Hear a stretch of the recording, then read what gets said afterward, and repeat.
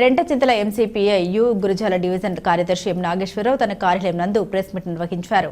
ఈ సందర్భంగా ఆయన మాట్లాడుతూ నెల 29వ తేదీన కార్మిక వర్గ అగ్రగామి దళం కమ్యూనిస్టు పార్టీ నిర్మాణకర్త అమరజీవి కామ్రేడ్ మద్దికాయల ఓంకార్ మాజీ శాసనసభ్యులు శత జయంతి వేడుకలను విజయవాడ రాఘవయ్య పార్క్ వద్ద నిర్వహిస్తున్నట్లు ఆయన తెలియజేశారు. ఈ కార్యక్రమంలో పల్నాడు ఏరియా ప్రజలు అధిక సంఖ్యలో పాల్గొని కార్యక్రమాన్ని జయప్రదం చేయవలసిందిగా ఆయన విజ్ఞప్తి చేశారు. 29 విజయవాడలో జరుగుతున్న ఆయన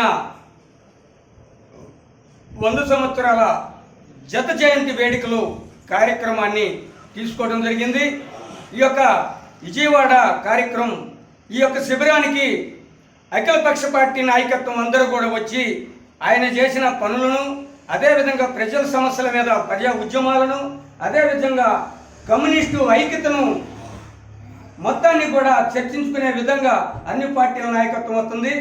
ప్రజలు, ప్రజాస్వామికవాదులు, అదేవిధంగా విద్యార్థులు, మేధావులు, రైతులు, రైతు కూలీలు, మహిళా సంఘాలు అందరూ కూడా రేపు జరగబోయే శిబిరాన్ని జయప్రదం చేయవలసిందిగా విజ్ఞప్తి చేస్తూ ఈ యొక్క అందరికీ కూడా నేను ధన్యవాదాలు తెలియజేస్తూ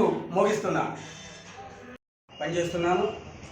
ఎంసీపీఐయు వ్యవస్థాపక అధ్యక్షుడు మద్దికాయల ఓంకార్ గారు తెలంగాణ సాయుధ పోరాట యోధుడు. ఆయన తెలంగాణ సాయుధ పోరాటంలో రజాకారుల మీద పోరాడి తుపాకులు పట్టుకొని దళాన్ని మెయింటైన్ చేస్తూ, అదేవిధంగా రజాకారులకు వ్యతిరేకంగా ఉద్యమం చేపట్టి చాకలి ఐలమ్మ, చిట్టాల ఐలమ్మ సాగు భూమిని రజాకారులు పంటని చేతికి రానియకుండా ధాన్యమంతా దోచుకొని వెళ్ళిపోవాలని చూస్తున్న తరుణంలో ఆమెని తోడు కలుపుకొని ఉద్యమం పెద్దెత్తున లేపి ఆ యొక్క ఉద్యమం భాగస్వాములలో మద్దికాయల ఓంకార్ గారు పెద్ద నాయకుడిగా గుర్తింపు పొందాడు ప్రజల్లో.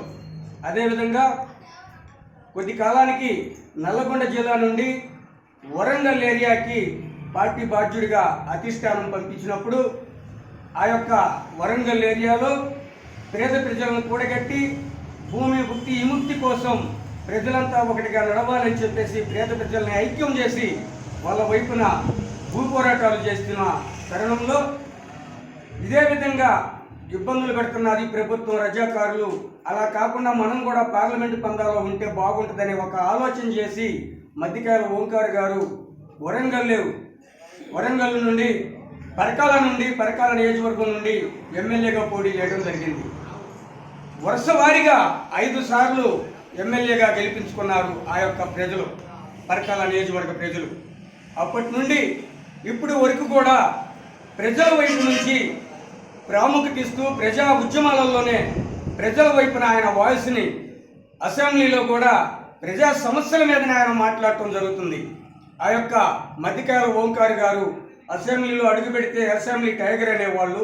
అదేవిధంగా ఆయన నోట్లో నుంచి ఏ మాట వచ్చినా కానీ పేద ప్రజలకు ఉపయోగపడే పని,